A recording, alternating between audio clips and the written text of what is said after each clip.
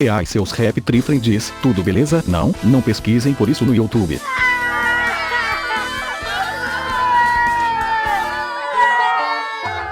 Eu avisei.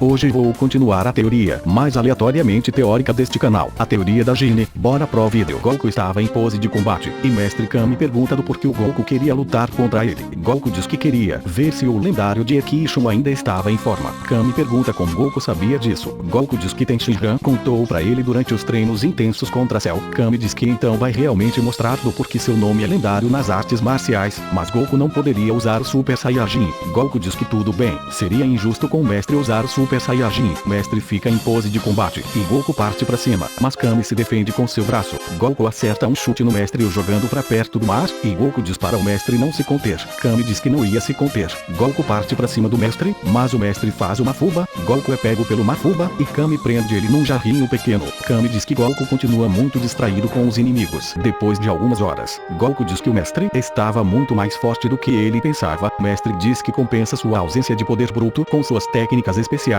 Ele aperfeiçoou uma fuba para não matar ele contra inimigos mais fortes, e também aperfeiçoou seu Kamehameha. Goku fica animado, e pergunta como o mestre aperfeiçoou o Kamehameha. Kami diz que ao invés dele juntar apenas a sua própria energia para fazer o Kamehameha, ele pega um pouco da energia do que está à sua volta também, assim tornando seu ataque muito mais poderoso. Goku pergunta se era como uma versão protótipa da Genkidama. Kami diz que mais ou menos isso. Se ele quiser, ele mostraria a diferença de um ataque Kamehameha comum do seu novo Kamehameha. Goku diz que adoraria ver isso, e também gostaria que o mestre ensinasse ele a fazer isso. Kami diz que tudo bem, Goku aprenderia rápido. Enquanto isso no universo 3, Kato Pesra chega no laboratório no meio do nada. Kato Pesra pergunta aonde estava o Dr. Paparone. Paparone aparece, juntamente com suas criações. Kato Pesra diz para o Dr. Paparone que o deus da destruição, Mosco, estava convocando o maior cientista robótico do universo 3 para conversar. Paparone pega um copo de algo meio viscoso e roxo, e diz que então os boatos eram verdadeiros. Os deuses estão com medo de algo muito grande. Kato Pesra pergunta do que o doutor estava falando. Paparone diz que as simulações de Boleitor diziam que algo ia acontecer com o universo 3, algo muito grande, mas não consegui prever se era algo bom ou ruim. Kato Pesra diz que não importa o que fosse, eles deveriam lutar pelo universo deles. Paparone toma um gole do seu líquido roxo, e diz que a morte era algo irônico, o fim de algo tão complexo, como a vida era tão absurdo. Kato Pesra fica assustado e pergunta ao doutor do que ele estava falando. Paparone diz que se os seus cálculos estiverem corretos, era mais provável que algo ruim fosse acontecer com o universo 3, pois para envolver o deus da destruição, um ser que só sabe destruir e causar mortes em massa, e ainda assim o preocupar, não deve ser boa coisa. Kato Pesra diz que depois eles iam ver isso. No momento era para eles irem até o deus da destruição Mosco. Ele convocou os maiores guerreiros de cada região galáctica, juntamente com o maior cientista do universo 3. Paparone diz para suas criações esperarem ele aqui, que ele voltava muito em breve. Kato Pesra ativa uma nave do seu uniforme, e ambos vão até o planeta da destruição do deus da destruição Mosco. Ao chegar lá, Mosco faz uns barulhos de fala, e o anjo Campari diz que assim diz o grande Mosco Sama. Seja bem-vindos Kato Pesra e Dr. Paparone. Paparone pergunta qual era o motivo do grande Mosco Sama querer sua atenção. Mosco faz mais alguns barulhos, e o anjo Campari diz que assim diz o grande Mosco Sama. O universo 3 inteiro estava sob risco de ser apagado pelo grande Zenyo Sama, o deus supremo de toda a existência. Kato Pesra fica assustado, e diz que isso era um absurdo. Mosco faz mais alguns barulhos, e o anjo diz que o Mosco Sama continua. Haverá um torneio entre 10 dos 12 universos, com os mais poderosos guerreiros de cada universo. Se eles vencerem este torneio, o universo 3 continua vivendo. Por isso estamos recrutando os maiores nomes do universo 3. Paparone diz que a profecia de Boleitor estava se concretizando. O Kaioshin Ead diz que eles precisam dos mais fortes do universo 3. Em breve os guerreiros das regiões galácticas chegariam. Paparone diz que vai chamar suas criações para o torneio. Eles aprendem os movimentos dos inimigos em segundos. Mestre Karin manda os jovens pararem. Já estava na hora de descansar. Espinária diz que ela precisava de um banho. Ramte pergunta animada se elas podiam tomar banho juntas. Espinária diz que isso seria bem divertido. Espinária e Ramte entram no banheiro, e Trunks diz que ele está começando a se acostumar com esse peso. Karin diz que Trunks esqueceu que a cada dia que passa, o peso aumenta. Trunks pergunta que tipo de treino era esse que só aumenta os músculos. Karin diz que Trunks ainda não possui uma mente forte capaz de entender as coisas, não é só os músculos que eles estavam treinando com aquela roupa, mas toda a sua mente, o equilíbrio, a quantidade de energia, e até mesmo a mente sobre o corpo, aquele peso exageradamente alto não foi escolhido apenas por eles serem muito fortes, mas para que o corpo deles aprendessem a lidar com situações extremas. Numa batalha, quanto mais preparado, melhor. Trunks diz que sabe bem disso. A câmara de gravidade que sua mãe construiu tinha opções de até 5.000 de gravidade. Cada vez que ele tenta ir para uma gravidade mais alta, seu corpo é levado ao limite. Se não for a força da sua própria mente, ele não iria conseguir chegar nem aos 300 de gravidade. Karin diz que Trunks estava no caminho certo, mas o treino dele é diferente de um treino com gravidade aumentada. Trunks pergunta do porquê. Karin pergunta em que Trunks se foca nos treinos com gravidade alta. Trunks diz em ficar bem mais forte. Karin diz que não foi isso que ele perguntou. Qual é o objetivo quando ele começa a treinar na gravidade aumentada? Derrotar robôs, fazer abdominais. Trunks diz que normalmente ele usa a câmara de gravidade como uma forma de academia na maioria das vezes. Karin diz que então todo este tempo, Trunks apenas treinou seu corpo e nunca sua mente. Por isso ele é tão arrogante. Trunks diz que Spinaria também era, mas Karin o interrompe e pergunta até quando Trunks vai ficar olhando para os erros dos outros e não começa a olhar seus próprios erros para corrigi-los. Trunks fica sem graça e fica quieto. Karin diz que Trunks deveria focar em corrigir seus próprios erros ao invés de apontar os erros dos outros. O que impede ele de ser um guerreiro incrível é o fato dele não parar para olhar os próprios erros. Não importa quão poderoso ele seja, ele deveria entender que o que atrasa ele com relação aos seus pais eram os próprios erros. Vegeta era um Saiyajin cruel e arrogante, extremamente poderoso, mas ele só conseguiu evoluir como guerreiro depois que abandonou sua maldade para trás, seu orgulho doentio e sua sede por vingança. Trunks diz que Karin estava certo. Ele não gosta de ver seus próprios erros, pois tem medo deles o deixarem mais fraco. Karin diz que se Trunks reconhecer seus erros, ele pode ficar ainda mais poderoso. Spinaria e Ramp saem do banho e Trunks entra no banheiro. Ramp diz que vai pro quarto dela descansar. Spinaria pergunta ao Karin aonde estava o quarto dela e do Trunks. Karin diz que o quarto de Trunks é no final do corredor e o dela era junto com Ramp.